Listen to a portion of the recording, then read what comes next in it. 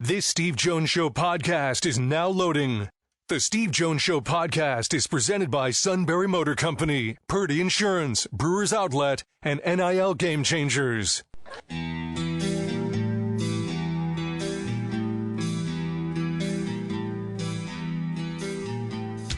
Bringing you an in-depth look at Penn State sports and more. This is the Steve Jones Show on News Radio 1070 WKOK. The Steve Jones Show is presented by Sunbury Motor Company, Purdy Insurance, Brewers Outlet, and NIL Game Changers. Now from the Sunbury Motors Studio, here's Steve Jones. I mean, Northwestern might as well have hired Dewey, Cheatham, and Howe to do that report.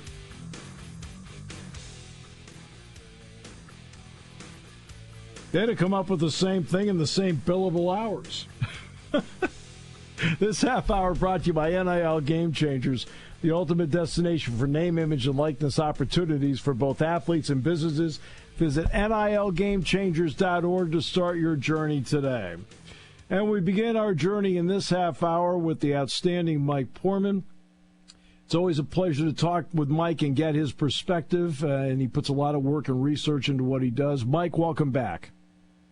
It's great to be back, Professor Jones. How are you? I'm doing very well. Thanks for asking on this late June day. Okay, so let's get into the House settlement and the $22 million that all the power schools have to come up with. It's either that or 22%. It turns out to be $22 million.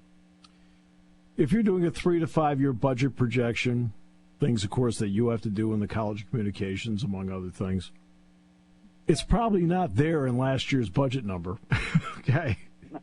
So what is it going to take for schools to come up with... Go ahead, Mike.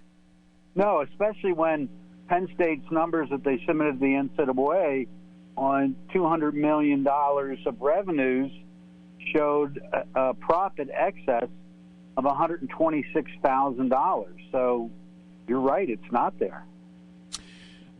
So, well, there are going to be some changes. I mean, let's face it, the play-fly contract's now going to be in play in one of these budget projections. The college football playoff number is going to be up in the budget projection. There's going to be more money from TV in there in the next budget projection. It has to be, because we know it's all going up. So there is going to be money in there. But what does this do, in your opinion, to like an ACC school that doesn't have that kind of television contract and doesn't have that kind of radio contract? Boy, I mean, you hit the nail on the head two ways. One, it is where Penn State's going to, and schools like Penn State are going to find that money. There's new money with the college football playoff. There's increased money with the TV deals kicking in across all the networks, and then additional sponsorships. I think Playfly is a huge ad for Penn State. I mean, I think you're going to see immediately probably a 7-figure increase in revenues from them. But to answer your question, you're going to see cuts. Now, whether you're going to see sports being cut, that's very possible. But I think still head coaches are going to make the money, but I think you're going to see fewer staffers. I think you're going to see open positions. I think you're going to see, as tough as it sounds as conferences now become coast to coast, you're going to see cuts in travel. And I think you're going to see this happen is, and well, with the Austin money, where the Supreme Court ruling from a few years ago for athletic academic performance, which is now being seen as getting a 2.2, schools can give up to $6,000 per athlete. I think you are going to see those Austin payments be cut or not be made, and I think cost of attendance, where schools are able to pay up to $5,000 a year to student athletes for travel, for books, for laptops, I think you're going to see that being cut. So between cost of attendance money and Austin money, that's $11,000 a year per scholarship athlete. I think that's going to be a thing in the past. It may even be a thing in the past for schools in the Big Ten and the SEC. Yeah, and I think that's because I think what's going to happen is they'll say, hey, that money's actually being rolled into the $22 million. And I think that's going to be part of it. In other words, it's going to be all part of what you're doing. And I think that's, I'm not saying that's the excuse. I think that's what you're going to hear people say. Yeah, I think you're right. I think you're going to look at an overall compensation package of NIL, of house payments, of cost of attendance, of Austin, of scholarship, of room and board. And student athletes are going to get, here's your amount for the year. It's not going to be parsed out in all those directions. That doesn't mean NIL is not going to stop, but it especially for the football, basketball, wrestling, maybe women's volleyball. But I think you're going to see more of here's the number you're going to get, and it's not going to be parsed out in 5 or 6 categories. And Title IX is going to play a role in all this, and that can't be forgotten, and which I then think affects some other sports, because I think you have to make hard decisions here. What does this do, for example, for an average school in the Power Four about having more club sports as opposed to having varsity sports? Well, that's a great question. I read something really interesting last week, Steve, that I need to do more research on before classes start and try to discuss this in the classroom. The Title IX question. You could make a case from a labor perspective that the distribution of the house money and NIL money is based on earnings. Yeah. So the large percentage of that is coming from broadcast contracts, and you're giving that money based on the money coming in broadcast-wise. So I saw a great piece written by a sports attorney where it said it may be that the House $22 million may be given out this way: 75% football, 5% men's basketball, 5% women's basketball, and 15% to everyone else. And the rationale is just what I stated, because the preponderance of that money is coming in not for Title IX, but is coming in for revenues earned based on broadcast revenues. So it can be distributed that way. Right. And that may end up out, but there's still going to be the possibility of having there's going to be some Title IX distribution in there, because I'm sure there's going to be a feeling that you have to do it at this point, especially you mentioned volleyball and women's basketball, were certainly two popular sports to begin with, as is, say, for example, you're an Oklahoma softball player. They're a popular sport. No, that's a great example. I think, and I do think you're right, Steve. I think whether it's the Power 2, the Power 4, at the group level, you are going to see a retrenchment of some varsity sports to meet Title IX requirements. It's interesting. Harvard has the most, among Division I, has the most varsity sports programs, 42. Right. But they don't give out any scholarships. So it's easy for them to meet the Title IX requirements. Whereas once you start giving out scholarships, Austin money, cost of attendance money, then Title IX really does come into play. Maybe not out of Penn State, and I think Penn State has a rich history with this 31 varsity sports.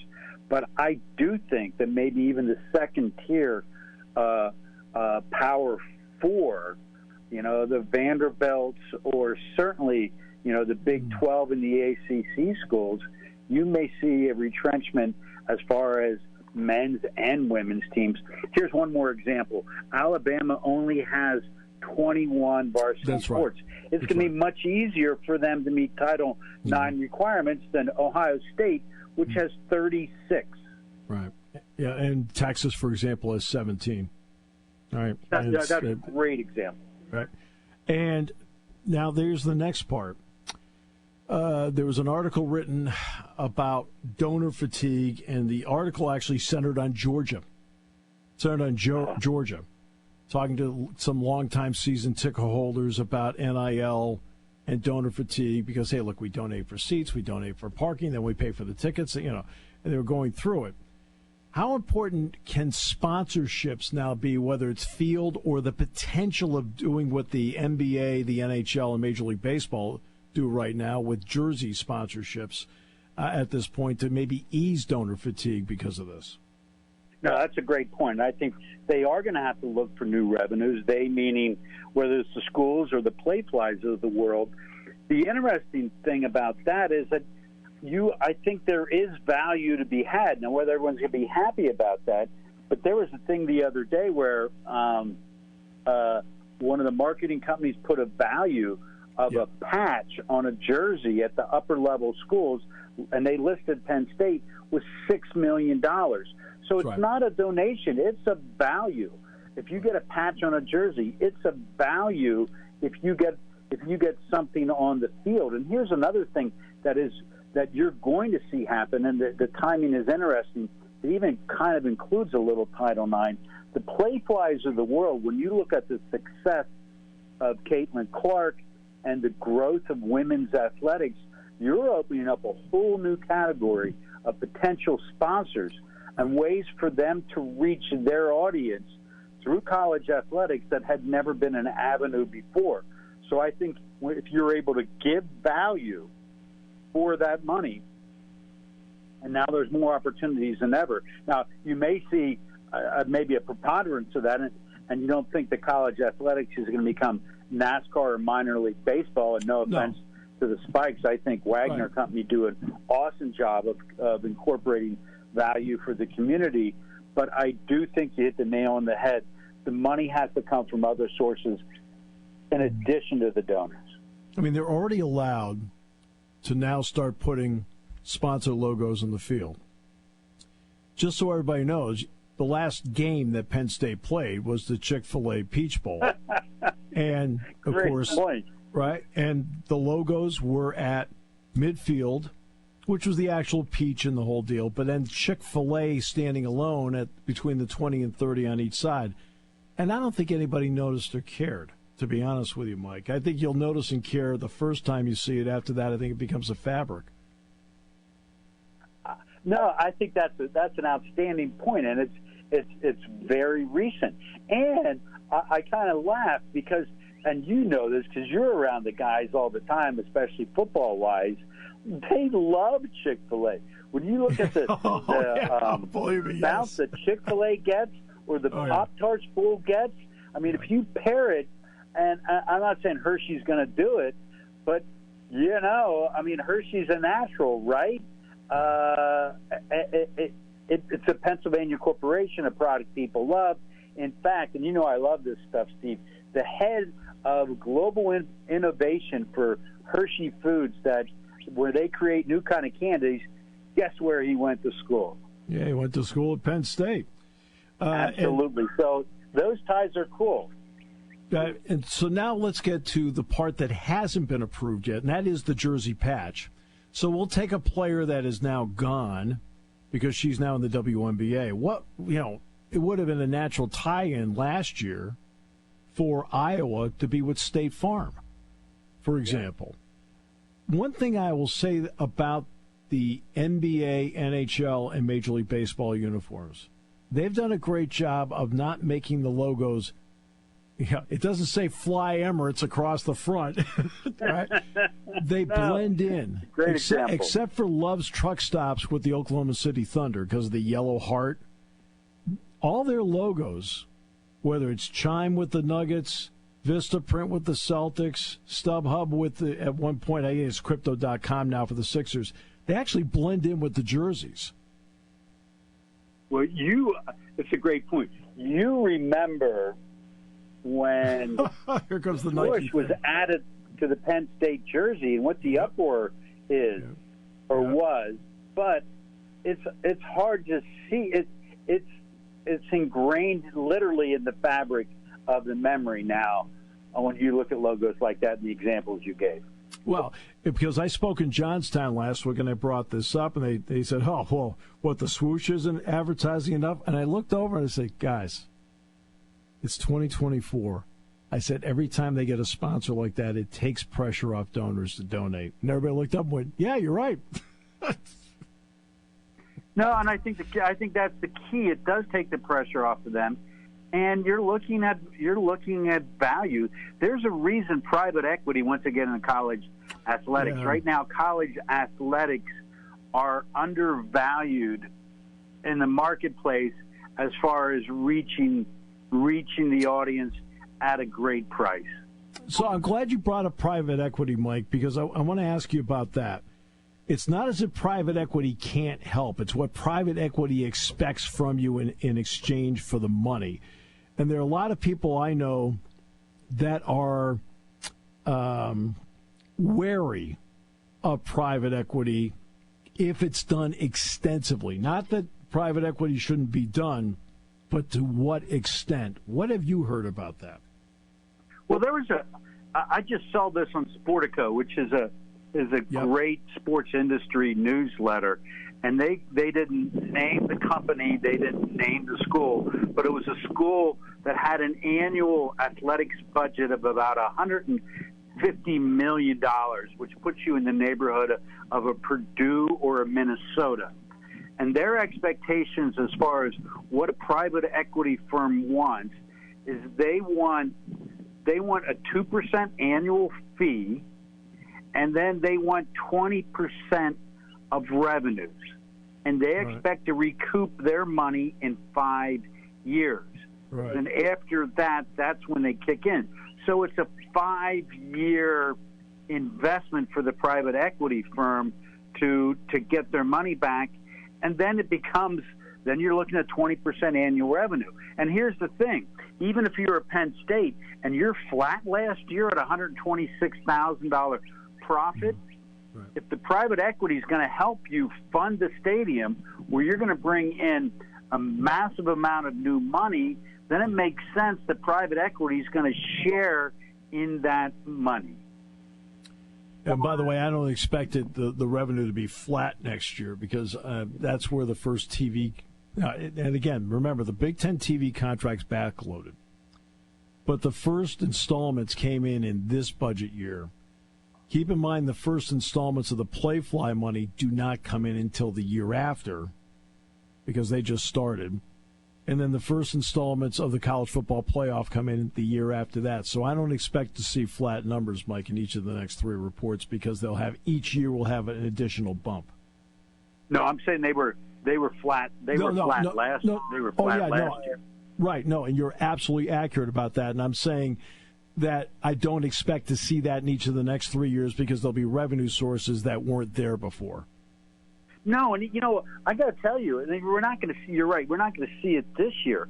Right. But if this report, I think it was from Engage, valued a jersey patch at $6 million a year for a single school. Right.